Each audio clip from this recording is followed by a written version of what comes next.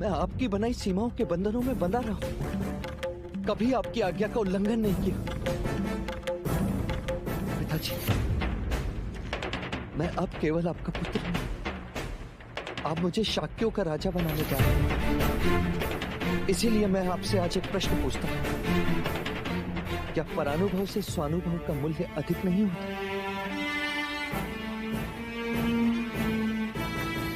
आचार्य कौंडिन्य कहते थे, सही राजा वही होता है जो राज सिंहासन पर प्रजा के हृदय में विराजमान है।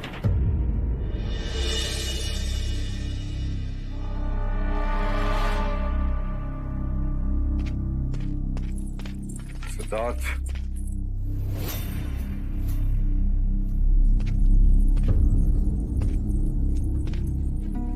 लगता है युवराज हम सबको अवाक करने पर तुले हुए हैं।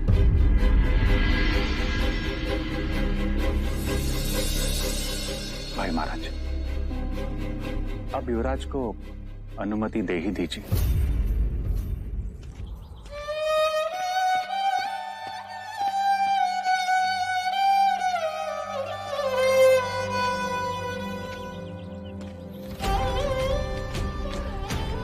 क्यों मुझे ऐसा लगता है कि सब मुझसे कुछ छिपा रहे हैं? क्यों? तो ढूंढो, कैसे? विद्रोह करो, किससे? सबसे। कोई तुम्हें कुछ नहीं समझता। महाराज की आज्ञा का उल्लंघन करो। नहीं कर सकता। वो मेरे पिता हैं। पिता ऐसे होते जो अपनी ही संतान को सीमाओं में बांधे। ऐसे होते जो क्षत्रिय बनाना चाहते हैं पर साहस से दूर रखे। तुम केवल स्वयं के बारे में सोचो सिद्धार्थ।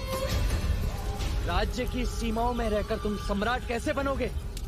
नहीं बनना मुझे सम्राट। नहीं चाहिए कोई राजपाट। मत भूलो, मनुष्य कीर्ति से अमर बनता है और कीर्ति कर्तव्य पालन से बढ़ती है। पंख फूटते ही पंछी आकाश में अपना घोंसला छोड़कर उड़ते हैं। वन में पशु स्वतंत्र विचरते हैं तो तुम मनुष्य होकर क्यों बंधे हो? तोड़ दो सारे बंधन। मैं नहीं तोड़ सकता।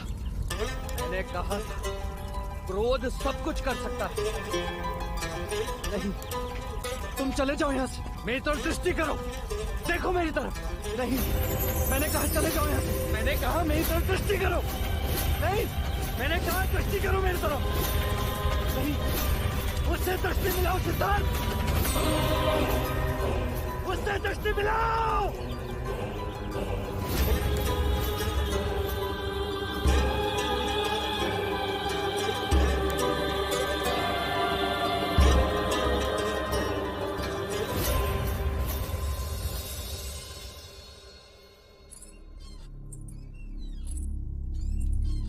पिताजी,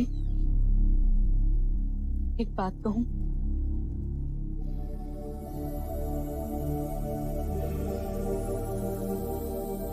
कब तक आप उन्हें वास्तविकता से और लोगों से दूर रखेंगे?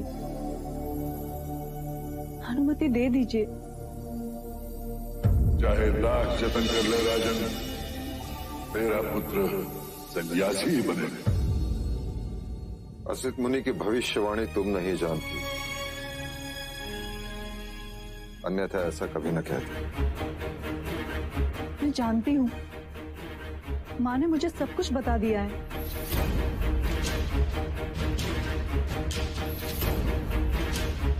तो अब तुम ही मार्ग सोचो, क्या करें? गुरु वाचस्पति का कहना है कि ग्रहों के अनुसार सिद्धार्थ कोमल हृदय का है। दूसरों की पीड़ा को वो तुरंत अपनी पीड़ा बना देता है और पीड़ा वैराग्य को जन्म देती है। वैराग्य को।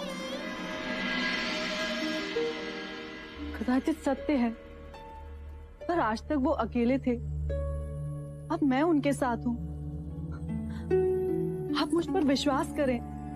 अपने पति को हर दुख से, पीड़ा से, हर चिंता से मुक्त रखना ही पत्नी का धर्म होता है।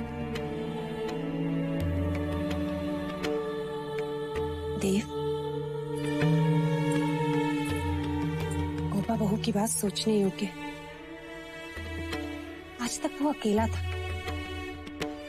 किंतु अब गोपा उसके साथ है और ये सिद्धार्थ की भावनाओं को भली भांति समझती। आप गोपा पर विश्वास रखें, सब संभाल लेगी। हमें इतना तो करना ही होगा यदि हमें कपिलवस्तु को उसका पराक्रमी राजा देना है।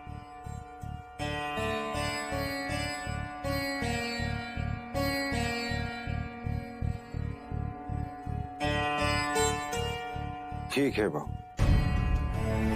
मैं तुम पर विश्वास करता हूं। मैं तुम्हें और युवराज को भ्रमण की स्वीकृति देता हूं।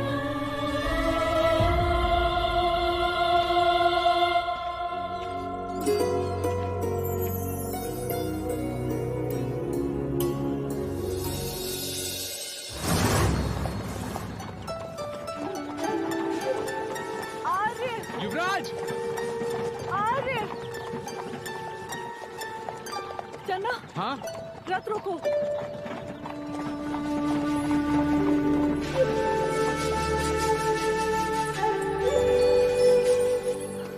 आर्य! आर्य! आर्य!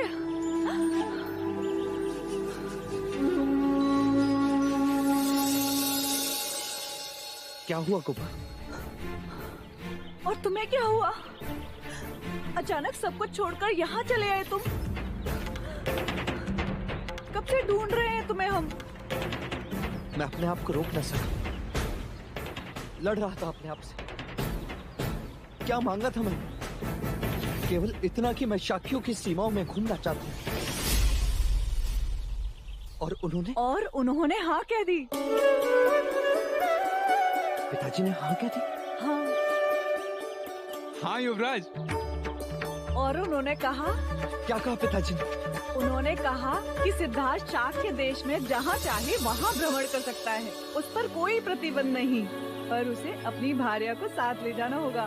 फिर मुझे कोई आपत्ति नहीं।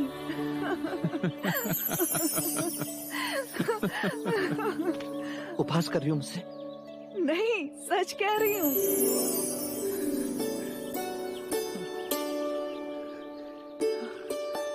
यानी इतने सालों के प्रतिबंध से अब मुक्ति मिलेगी?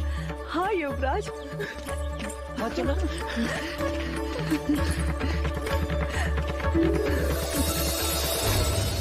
ना कोई बंधन, ना कोई उल्लंघन, ना कोई सीमा, ना अवरोध। यानी क्षितिज के उस पार दृष्टि पहुंचे वहां एक लंबा मार्ग, इसका कोई मोड़ नहीं। अपनी इच्छा के रथ पर सवार निरंकुश। क्या हुआ युवराज? हवाएं बदल गई गोपा, हवाएं बदल गई। चलो।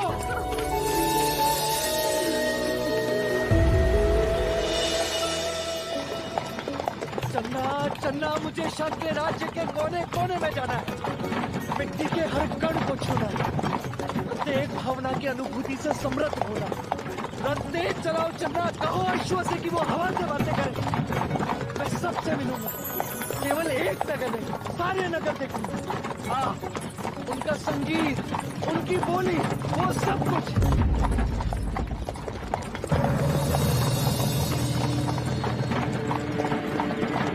मैं तो ये संदेश देने आई थी कि हल्दी लगाने के बाद आपको महल के बाहर जाना मना है। चन्ना रथ रोको। क्या हुआ गोपा? कहाँ जा रही हो? सुनो,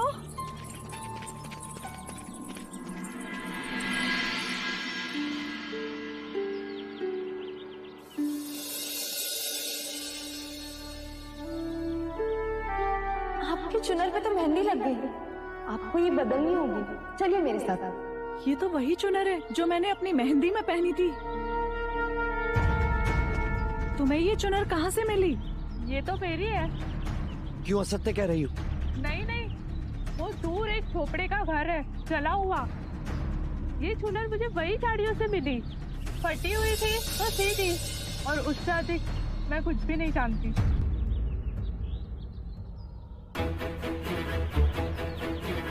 जला हुआ घर?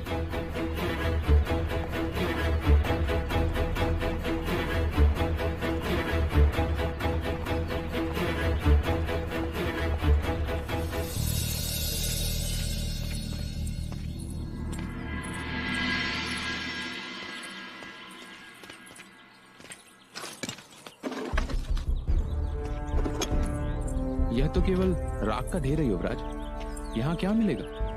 कुछ तो होगा, नहीं तो इतनी दूर चूनर कैसे मिलती?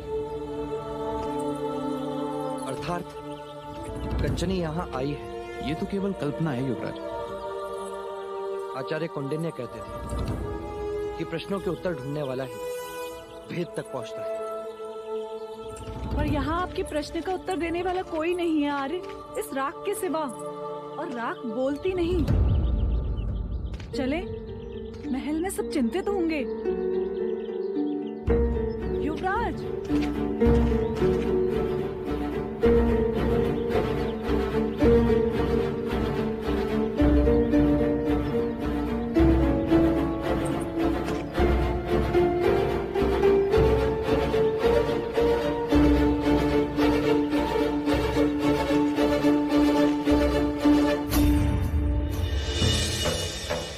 कभी कभी राख भी बोलती है गोपा, और इस समय ये कह रही है कि ये माला ज्येष्ठ की है।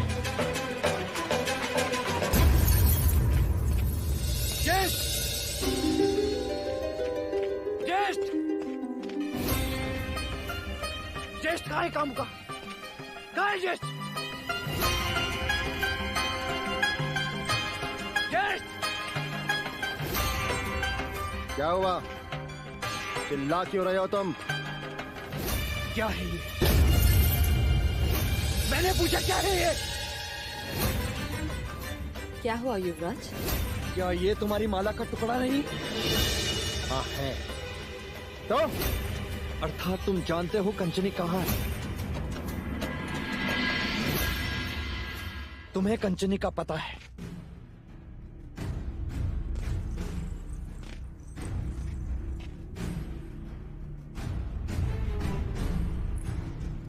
ये तुम क्या कह रहे हो युवराज? और ये टुकड़ा मिला कहाँ से? उसी चले हुए आवाज से जहां गोपा की चुनर मिली, जिसे धुलवा ने उस रात कंचनी लेकर गई थी। तुम जानते हो ज्येष्ठ, कंचनी के बारे में तुम जानते हो?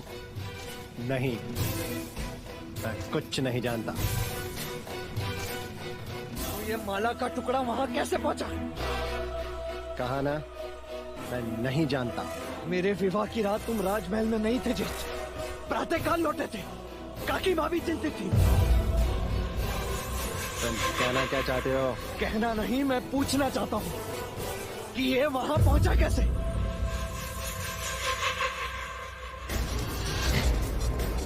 कहीं ऐसा तो नहीं कि तुमने कंचनी के साथ फिर से जबरदस्ती की और उसके मना करने पर तुमने उसके प्राण ले लिए?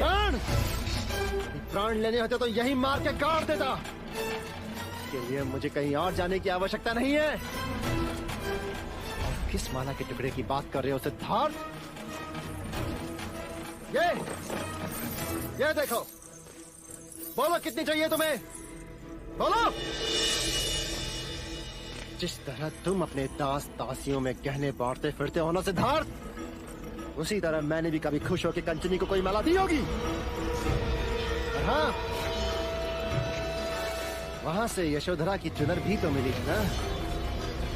फिर तो हत्या का आरोप यशोधरा पर भी लगना चाहिए। युवराज, देखना! युवराज छोड़ो, देखो! महाराज! देवदत्त सत्य कह रहा है सिद्धार्थ।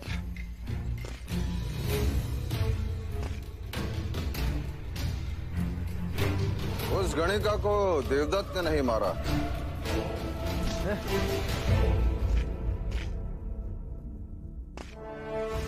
गुप्तचरों से पता चला है कि कंचनी के शव के साथ हमें कार्णिक का भी शव मिला है वहां। कौन कार्णिक? कंचनी का प्रेमी, जो रंग महल कई बार उसे मिलने के लिए आता था। वो उस रात ही भागने वाले थे, परंतु कार्णिक के कई शत्रु है और किसी ने उन दोनों की हत्या कर दी।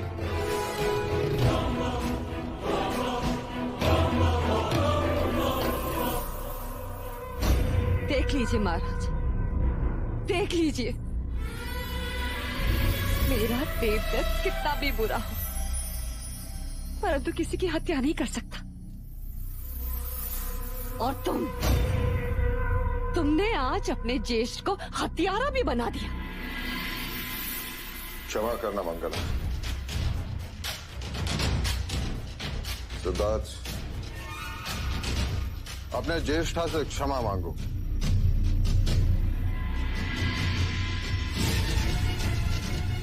क्षमा मांगो।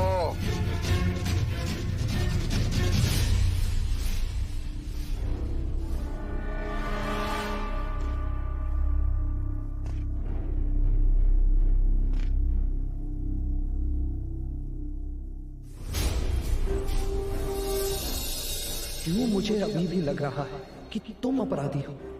अब तुम तो क्या सिद्धार्थ, स्वयं ईश्वर भी प्रमाणित नहीं कर सकता कि मैंने कंचनी के प्राण लिए हैं। इसकी आवश्यकता नहीं है सिद्धार्थ, पर एक बात हमेशा याद रखना कि मैं तुम्हारा ज्येष्ठ हूं। ज्येष्ठ, समझे?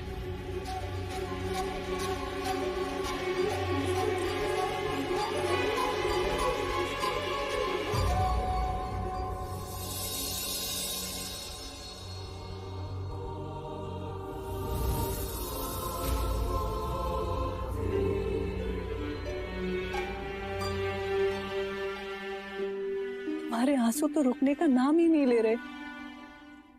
ऐसा ही होता है कोपा, जब मन में ग्लानि होती, पीड़ा होती, मन संघर्ष करता है, तब मेरी आंखों से आंसू नहीं रुकते। पहले भी कहा था और आज भी कह रही हूँ आर्य कि जीवन को इतनी गंभीरता से ना लो कि वो बोझ लगे। बोझ कहो या प्रश्न, मेरे लिए तो एक ही है। ऐसा मेरे साथ ही क्यों होता है? हर जगह संघर्ष। संघ राज्य में विचारों का संघर्ष, ज्येष्ठ के साथ आदर्श का संघर्ष, पिता के साथ सीमाएं तोड़ने का संघर्ष, युद्ध के डर का संघर्ष, मृत्यु के भय का संघर्ष। और इन्हीं संघर्षों के कारण कभी कभी मैं स्वयं को खो देता हूं, या तो मैं ध्यान में चला जाता हूं, या फिर किसी का ध्यान नहीं रहता। जैसे आज मैंने मंगला काकी का मन दुखाया। इन सारे संघर्षों का अंतिम उत्तर केवल एक ही है, आसपास की परिस्थिति को बदलो और प्रारंभ स्वयं से करो। शाक्य राज का भ्रमण करना तुम्हारी इच्छा है और महाराज की अनुमति भी है, तो हम यहाँ क्यों हैं? नई जगह में क्यों नहीं? नई जगह, नए लोग, नए विचार। हाँ गोपाल, कदाचित कोई ऐसी जगह जहां पीड़ा ही ना हो,